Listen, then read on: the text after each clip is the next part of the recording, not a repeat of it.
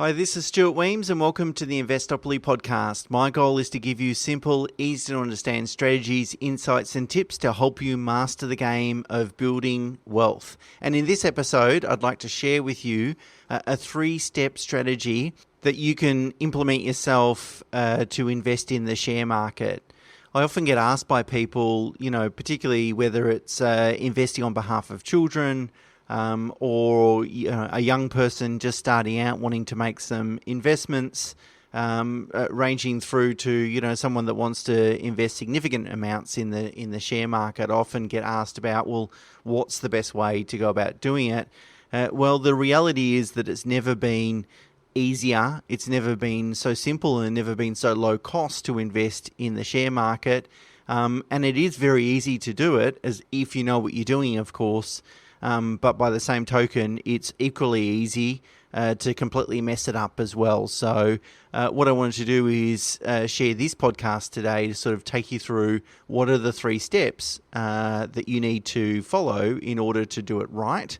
And in the long run, certainly over the long run, generate some potentially significantly impactful financial outcomes for yourself. Of course, this podcast, like every podcast, it's general information only. I don't know your circumstances. I don't know your risk profile. I don't know your goals. I don't know anything about you. So, of course, whether this strategy is appropriate for you, only you can, make that assessment. And often people will need independent financial advice to help with that assessment also. So just be careful with respect to blindly going away and implementing this strategy without considering whether it's appropriate for yourself. All right, then let's jump into the three steps. So the first step is you need to choose your investment methodology or your investment approach, if you like. And when it comes to investing in the share market, I think there's really three broad options available to people. The first one is to invest in direct shares. So that's really picking the stocks that you'd like to buy, knowing when to buy them, how much to buy, and also potentially when to sell them, when to divest of them. The second option is to employ the services of a professional to do that stock picking on your behalf. And that could come in the form of engaging with a stockbroker so they can make share recommendations and build a portfolio for you, or a more traditional approach, which is using an active funds manager to build a portfolio, which is a lot less kind of hands-off than the stockbroker option. And the final option is to invest in low-cost index funds, which can really probably very roughly be described as a rules-based approach to picking which stocks to invest in, if you like. Regular listeners to this podcast will know that I strongly believe in only employing evidence-based investment approaches. And there is an overwhelming amount of evidence that demonstrates that index investing has the greatest probability of generating the highest returns over the long run. Or to put that differently, there's overwhelming evidence that picking stocks, whether it's using a professional to do that or you doing it yourself, is highly unlikely to generate good results over long term. Everyone likes to talk about their stock picking winners. Few like to talk about the losers, and virtually no direct share investors measure their overall investment returns. And I would underline that comment, because we can all sit there and go, oh yeah, I've done pretty well. My portfolio is okay. But do you benchmark your returns? And do you think about the opportunity cost? So if you took a different approach, where would you be today? Well, virtually no one does that. So, at least I haven't in 20 years come across an investor that measures their percentage returns at the portfolio level, which includes not only the stocks that they currently hold, but the ones that they've sold during the year. And that's incredibly important to do. If you want to learn more about, a low-cost indexing passive management approach, there is a link to another blog slash podcast in the show notes, but also grab a copy of my book, Investopoly, which is probably, definitely my favorite book that I've written over the years, my favorite child, if you like. Some people are attracted to investing in shares because they want a bit of fun. They want to have a bit of fun with it. They think it's exciting to pick a winning stock and potentially generate multiple times returns, 3, 4, 5 times returns. And there's no better example of that, that attraction, I guess, particularly during COVID period, where people are being bored and locked up and looking for things to do with their spare cash. There's no better example than GameStop in the US or any other sort of meme stocks that we've seen massive volatility with. So, but I must remind you or counsel you that really the core purpose of investing is to build wealth. It's not to have fun. Don't dare have fun with it. So, in fact, I think, investing, if done properly, tends to be relatively boring, let's be honest.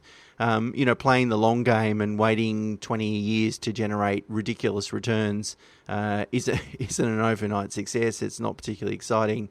That said, I don't think though the outcomes of taking a rules-based approach are not exciting. I think the results can be very exciting. You just might need to wait a few decades to realise that. Okay, so let's get on to the second step then, which is now that you've decided to implement an indexing methodology. And if you haven't, by the way, you better go back and reread my book or keep thinking about it because you haven't got the right answer yet. So assuming you've said, yes, Stuart, let's go indexing, what I strongly recommend people do is use diversified products to make these investments. So diversified products will have exposure to a variety of sub-asset classes in just one ETF, exchange-traded fund, so just one investment. So with that one investment, you can get exposure to the Australian share market, international share market, emerging markets, bonds, and potentially even smaller company investments as well. And the asset allocation, so how much is in Australian, how much is international and so forth, is professionally managed by the product manufacturer. So you don't need to worry about, how much do I need to put in the US market now that the US market is high, for example. Leave that to the professionals. That's a really important decision, asset allocation is. Leave it to the professionals. Keep it nice and simple, and you just need to invest in sort of one diversified product. So in Australia, there's 2 ETF providers that market diversified products. Vanguard, which is the largest index provider in the world. It's a not-for-profit business, so its fees reduce over time as it gets more scale and efficiency and so forth. And I've included links in the show notes to 2 of their diversified ETFs. The ticker codes are VDGR and VDHG, which is growth and high growth in terms of asset allocation. So the growth has 70% invested in shares and 30 in bonds, whereas the high growth has 90 in shares and 10 in bonds. The other provider in Australia is BetaShares, a provider, I use both these providers a lot, and they've got a diversified product that's 100% into shares, and the ticker code is DHHF. For that one. Also, there are some ethical investment options as well that BetaShares markets. Again, one that has 70% in shares and one that has 90% in shares. And ethical means they just screen out companies that are large carbon dioxide emitters, so avoiding those fossil fuels. So if that's, if you're keen to implement a sort of ethical approach, they're good ones to use. You might be sitting there thinking, well, Stuart, I want to invest in shares, maybe not so much bonds, particularly while bonds are paying low yields at the moment. I would caution you with respect to that. Bonds play a very important role in a portfolio because they create negative correlation with shares. So we can't just look at bonds and go, oh, well, bonds are ridiculously low now. We've got to play that long game and know that everything moves in cycles. And there will be a time over the next 10 years where you will regret not having bond exposure, probably. There's a good chance of that happening. The BetaShares products are relatively new. Most of them were launched in December 2020. So, really, what is that, maybe 9 months ago.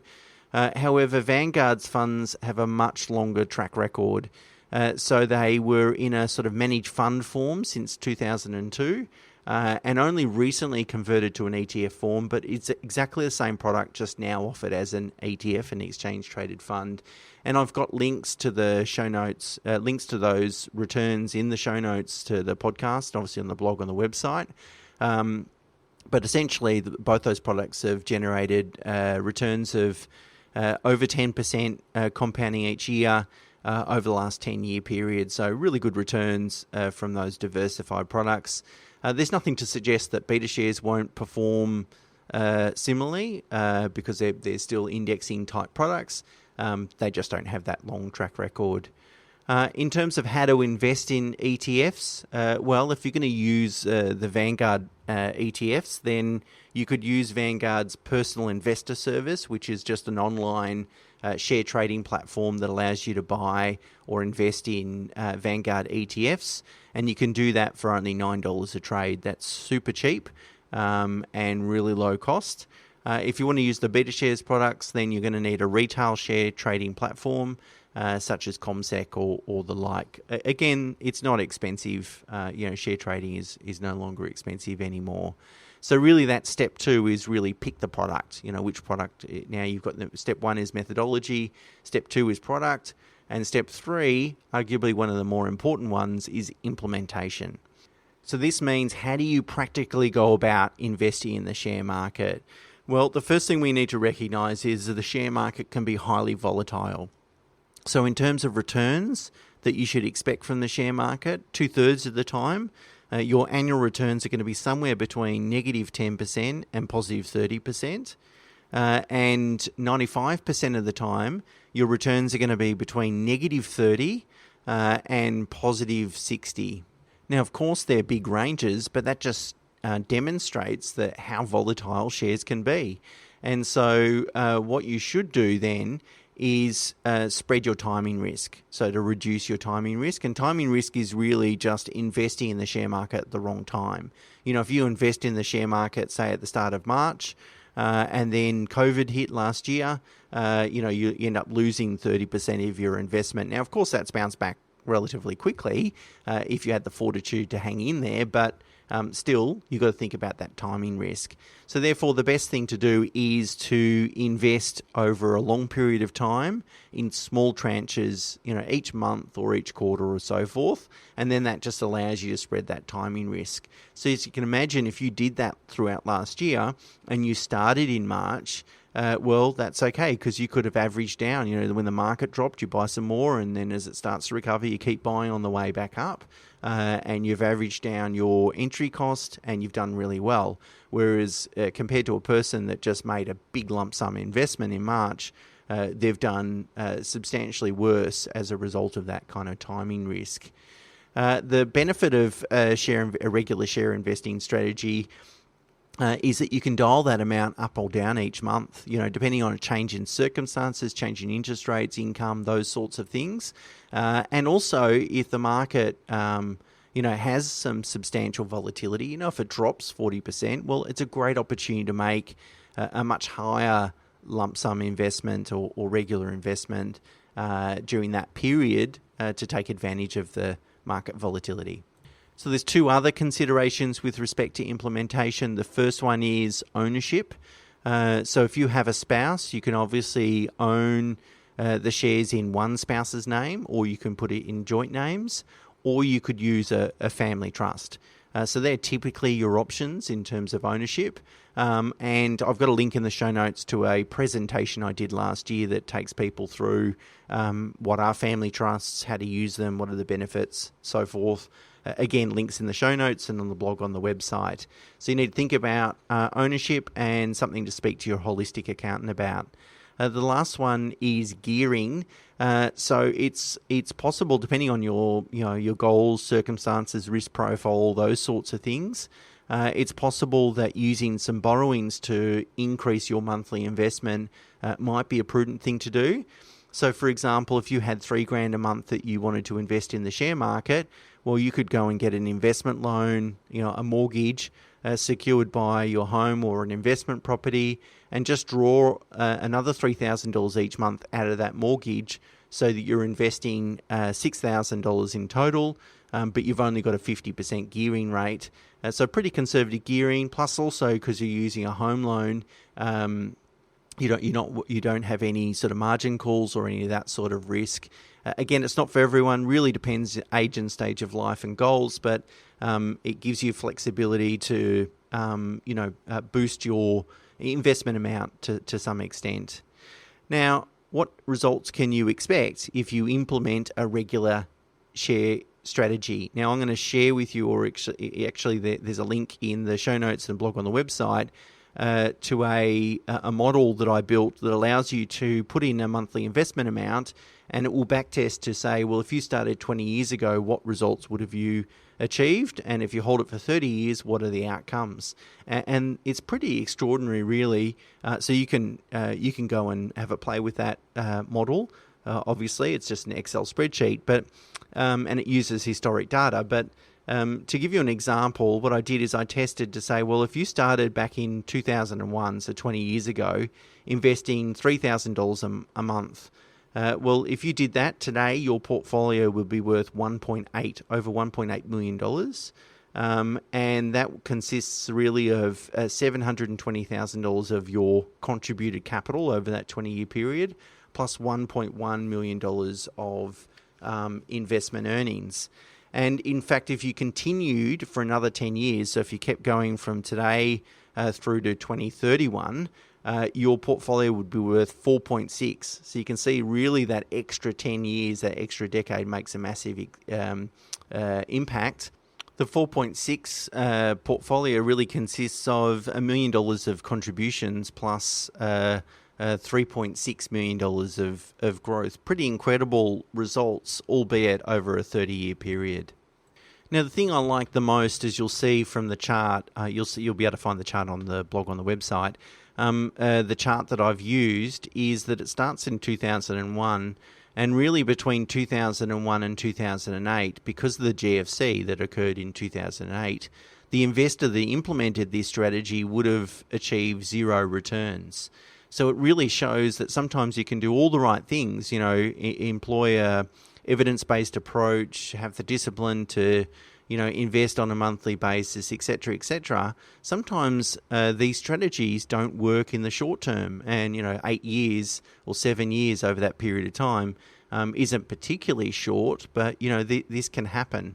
But the investor that stuck with it for that full 20-year period was well rewarded for doing so. So I like this chart. I like this period of time in which I've completed the analysis, because whilst the overall return, which has been over 8% compounding over the 20-year period, generates some good outcomes, but we get to see that it doesn't always work in the shorter term, and really we need to stick with an investment strategy for multiple decades for us to really enjoy the financial benefits of doing so. So again, link in the show notes and blog on the website for you to be able to download the spreadsheet, change the monthly investment amount, and do some projections for yourself to work out, what would have the results been 20 years if I started 20 years ago, and it'll give you an idea what to expect in the future if you implement this strategy. Now, as I said, it's a very simple strategy and one that you can implement yourself. However, the more you invest, the greater the scope there is for a financial advisor to help you. So if you're investing relatively small amounts, you don't need to go and pay for financial advice. I would suggest most of the information that's contained in this podcast and blog will be more than enough for you to go away and implement a share investing strategy. But of course, if you're investing substantially more, then that there's some opportunity cost with perhaps simplifying it too much. And there's really several ways that a financial advisor could add value in a regular share investing strategy. The first one is, one of the downsides to these diversified options is they tend to generate or distribute too much growth.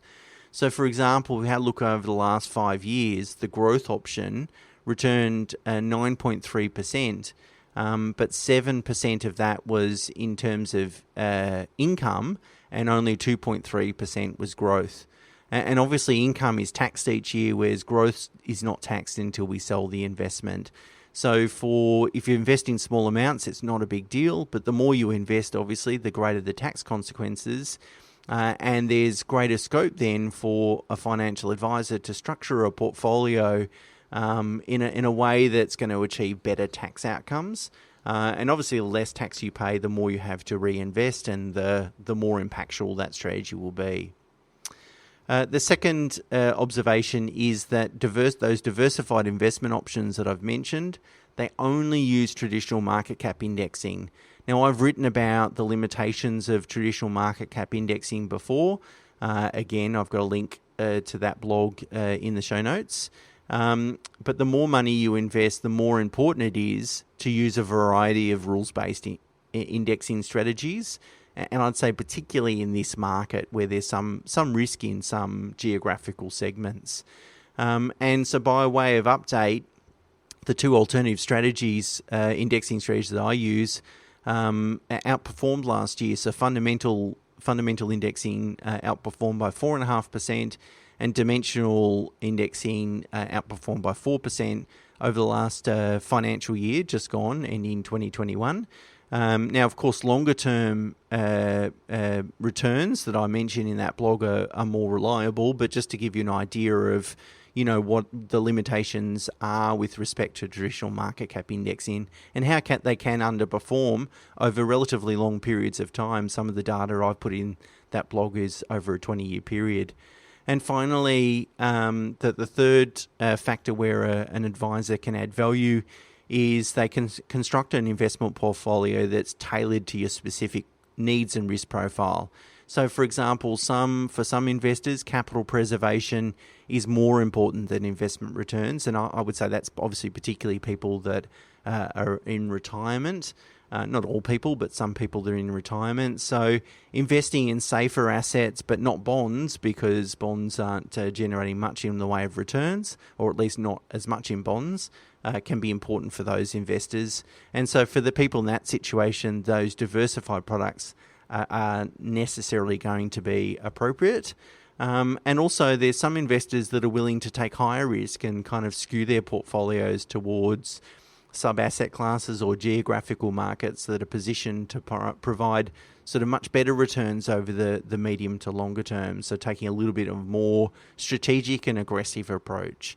So it's difficult to sort of come up with a rule of thumb, but I reckon in my view, if you're investing, say, more than $3,000 to $5,000 a month, or your existing portfolio, its value exceeds, say, around $400,000, then I think if you're in this sort of range, I think you probably benefit from engaging an independent financial advisor to manage your portfolio on an ongoing basis. But if you're below those amounts, then it's probably appropriate for, or not necessary, I should say, for using an advisor. Notwithstanding, obviously, there could be lots of other things that the advisor could help you out with in terms of advice.